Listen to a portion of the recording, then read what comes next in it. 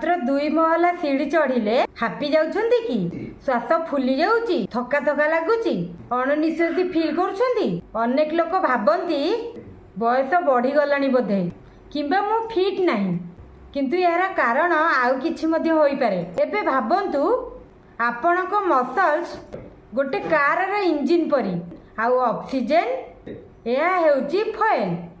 सीढ़ी चढ़िबा बेले मसल को हठात अधिक ऑक्सीजन दरकार हुए सेथिपाई हार्ट जोर रे पंप करथाए आ फुसफुस द्रुत गति रे श्वास नेबा आरंभ करथाए।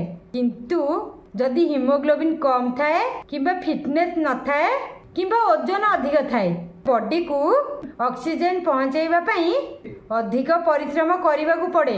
सेथिपाई सीढ़ी चढ़िले आमर श्वास फुली जाए आमे हापी जाई थाउ।